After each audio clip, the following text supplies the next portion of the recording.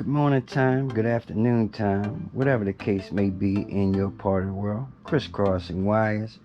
And today we're going to talk about uh, converting your Maguru style brakes or whatever type of brakes that you have, normal MTB brakes or any type of brakes that don't come with built-in switches, electrical switches and outputs for e-bikes.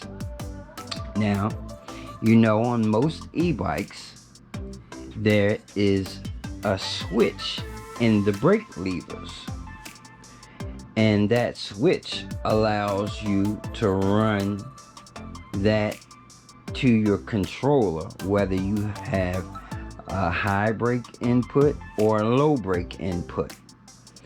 And let me explain the differences for people that don't know.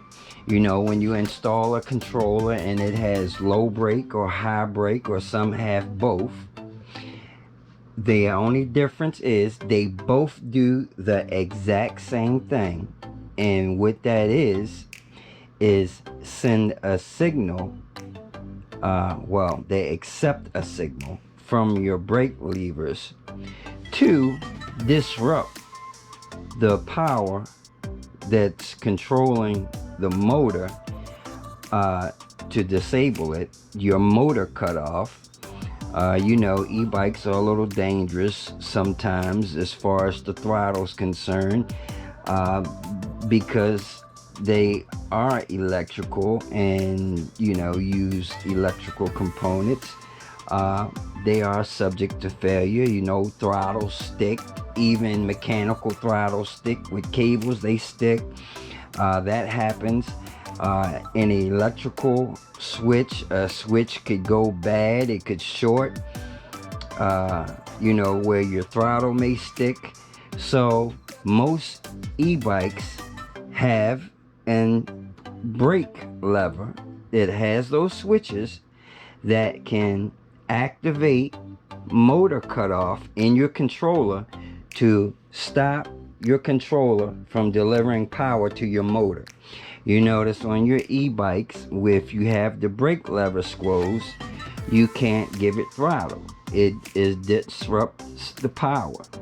Not only do they do that, you know, with those electrical connections, you can also, you know, use that to install things such as a brake light. You know, you need a electrical switch to activate brake lights and all that kind of stuff. So all that's run off of your low brake or your high brake. And like I said, the difference is your low brake works by one side of the switch is connected to ground, and basically that's all that's doing is that low brake input. When you squeeze your brake lever, it's closing the switch and connecting that low brake input to ground, and that disrupts the motor power or shuts it off, makes it so you can't throttle. The high brake does the exact same thing, but instead of switching it to ground, it's switching it to source voltage. So if you got a 36 volt battery, 48 volt, 52 volt, instead of that input being switched to ground, it's switching it to your source voltage. So, you know, both of those inputs do the exact same thing, but as far as what it's switching to, either ground, they call that low, or high battery source voltage. Now, like I said, those brake cutoffs are kind of important. They can keep you from, you know, accidentally running out in the middle of the traffic. You know, some of these throttles are sensitive. You could accidentally lean on your throttle. I mean, just craziness. Or something freak accident could happen in your throttle, your bike takes off, and by you squeezing the brake, that would instantly cut power to your motor. Okay, now that you understand you know, what those switches do. There are a lot of brakes, old school, just like on your regular bikes, your regular mountain bikes, your regular BMX bikes, that don't have those switches. So when you have brakes like that, and a lot of the Maguras, the MT5s, the MT7s, they don't have you know, switches with electrical connections.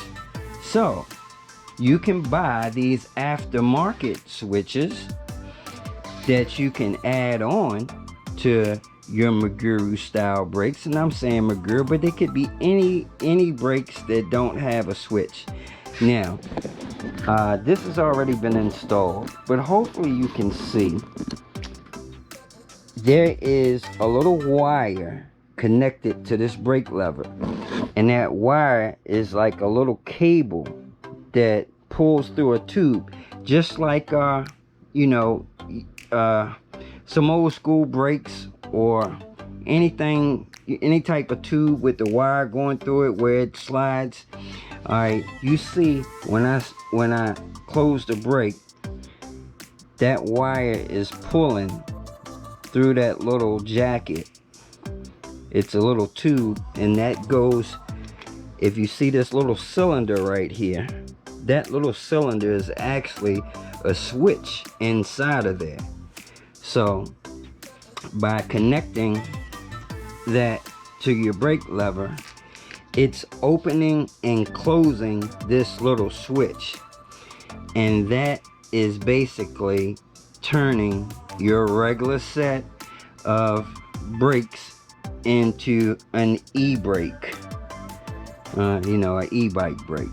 All right, so if you don't have that on your brakes, you can add that aftermarket. It's a little kit. I will try to find the link to where I got this.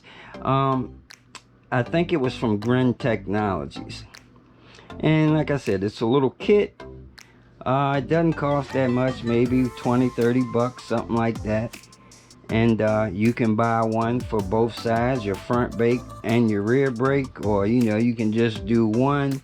But it's good to have, you know, especially if you want to use other things like your e-brake. If you want to run an e-brake, you have to have a switch lever, you know, and then if you don't have that, there's no way you can run your e-brake. Your e-brake runs off of that switched wire from your brake lever.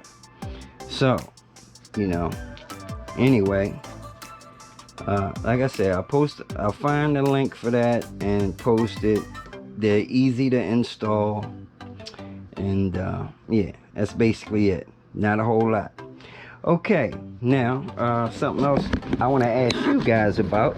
Now, I told you guys I'm really not experienced in regular biking world, you know, analog bikes and all that. I rode bikes like everybody else did, but as far as having years and years of experience and, you know, brake systems and the basic mechanical aspects of bikes, you know, that's not what I specialize in. I specialize in the electrical components, the power part, and all that. So when it comes to brakes and all that type of stuff, I'm just like everybody else, you know. I'm learning as I go how to bed brakes and bleed brakes and all. Well, I know how to bleed brakes from automotive stuff. Same thing with bikes. But, you know, I haven't dealt with a lot of variations of different braking systems where I can say that this brake is better than that brake, you know, from experience in using different platforms. So I was just taking a look at the MT7s as opposed to the MT5s, and if you look at the calibers, honestly, man, these calibers look exactly the same to me. I mean, I'm sure there's supposed to be something different, but they look like the exact same calibers to me. Maybe somebody knows something I don't that they can tell me. The only thing that I noticed is they're using different pads, but at the same time, you can use those different pads in each. The only difference is how they're mounted, and you can basically convert either one to the other system. Like these pads on the MT7s uses 2-piece pads, and the MT5s uses a 1-piece pad. Now all you would have to do to use the 2-piece and the 1-piece is use these little set screws here and switch them over to there, and then you can run the 2-piece pads in the the MT5s and vice versa.